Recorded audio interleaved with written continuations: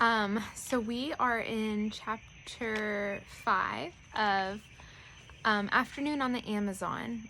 Jack and Annie have just gotten into a canoe without paddles. I don't know what they're gonna do, but let's find out. All right, chapter 5, Pretty Fish. Squeak! Annie patted the little mouse in her pocket. It's okay, Peanut. The ants can't get us in the river. We're safe, she said. Maybe safe from the ants, said Jack. But where is this canoe going? Jack and Annie stared at the river. Branches spread over the water. Vines and mosses hung down from them. We'd better look this up, said Jack. He pulled the rainforest book out of his backpack and flipped through it. Soon he found a picture of a river. He read, "The Amazon River stretches over 4,000 miles from the mountains of Peru across Brazil to the Atlantic Ocean. The river basin contains over half of the rainforests in the world." Jack looked at Annie. "We're on the Amazon River," he said. "It's more than 4,000 miles long." "Wow," Annie whispered. She looked at the river. She trailed her hand through the water. "I have to make some notes," Jack said. He pulled his notebook out of his pack and he wrote, "The Amazon rainforest is..." "Jack, look at those pretty fish with teeth," said Annie. "What?" Jack glanced up from his writing. Annie was pointing at some blue fish swimming near the boat. The fish had red bellies and razor-sharp teeth. "Watch it," Jack cried. "Those aren't pretty fish. Those are piranhas. They'll eat anything, even people." "Yikes," whispered Annie. "You better get back on shore," said Jack, putting the books in his backpack. "How?" said Annie. "We can't go in the water now, and we don't have any paddles." Jack tried to stay calm. "We need a plan," he said. Jack stared at the river. The canoe would soon float under some vines. "I'll grab a vine," said Jack, "and pull us to shore." "Good idea," said Annie. As they glided under the branches, Jack stood up. The canoe rocked. He nearly fell out. "Balance the canoe," said Jack. Annie leaned to one side.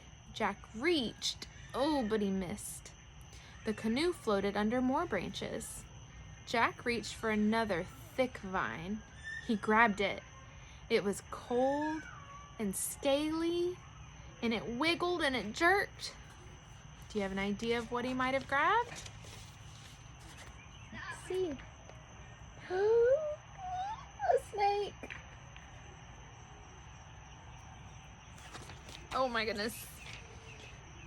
Miss Rolfe is not a fan of snakes. "Ah!" Jack screamed and fell back in the canoe. The vine was alive. It was a long green snake. The snake fell from the tree. It splashed into the water and swam away. "Oh man," said Jack. He and Annie stared in horror at each other. "What now?" said Annie, making a face. "Well," Jack looked at the river. There were no vines up ahead, but there was a big branch floating on the water. "Grab that branch near you," said Jack. "Maybe we can use it for a paddle." The canoe floated closer to the branch. Annie reached for it. Suddenly, the branch rose into the air. It was a crocodile. "Help!" screamed Annie, and she fell back into the canoe. The crocodile opened and closed its huge, long jaws. Then it moved past the canoe and swam up the river. "Oh man," whispered Jack. A screeching sound split the air. Jack and Annie jumped. "Help!" said Jack. He expected to see another terrible creature, but all he saw was a small brown monkey hanging by its tail in the tree. Chapter 6. Monkey Trouble. Squeak, squeak! Peanut poked her head out from Annie's pocket. She seemed to be yelling at the monkey. "Don't worry, Peanut," said Annie. "He's just a little monkey. He won't hurt us." But suddenly, the monkey grabbed a big red fruit hanging from the tree. He hurled it at the canoe. "Watch it," shouted Jack. The fruit fell into the water with a splash. The monkey screeched even louder. He grabbed another fruit. Does this seem like a good monkey or a bad monkey?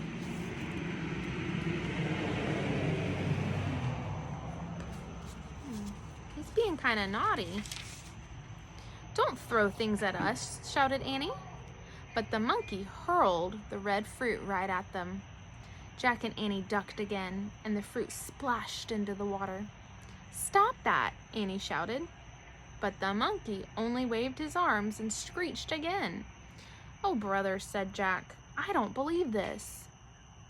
The monkey grabbed a third fruit and hurled it at Jack and Annie. It landed inside the canoe with a thump. Annie grabbed the fruit. She stood up and threw it back at the monkey. She missed. The canoe rocked. Annie almost fell out. The monkey screeched even louder. "Go away," shouted Annie. "You're the meanest thing in the world." The monkey stopped screeching. He looked at Annie. Then he swung away into the forest. "I think I hurt his feelings," said Annie. "Who cares?" said Jack. "He shouldn't throw things." "Uh-oh," said Annie. "It's raining now." "What?" Jack looked up. A raindrop hit him right in the eye. "Oh no, I don't believe this," said Jack. "What'd you expect?" said Annie. "It is the rainforest." A gust of wind blew the canoe. Thunder rolled in the sky. "A river's a bad place to be in a storm," said Jack. "We have to get back to shore right now." "But how?" said Annie. "We can't wade or swim. The piranhas, the snake, the crocodile will all get us." Screeching split the air again. "Oh no," said Jack. The bratty monkey was back. This time, the monkey was pointing a long stick at the canoe. Jack crouched down. Was the monkey going to hurl the stick at them? Like a spear? Annie jumped up and faced the monkey. "Watch it, he's nuts," said Jack. But the monkey just stared at Annie, and Annie just stared back at him. After a long moment, the monkey seemed to smile. Annie smiled back. "What's going on?" said Jack. "He wants to help us," Annie said. "Help us how?" said Jack. The monkey held out the long stick. Annie grabbed the other end. The monkey pulled on the stick. The canoe started floating toward him. The monkey pulled the canoe all the way to the bank of the river. Okay, that's the end of chapter 6. So they've made a new friend in the Amazon with the monkey. Let's see if the monkey's going to be the one to help them get another thing that's going to help Morgan. All right, we'll find out in the next 2 chapters.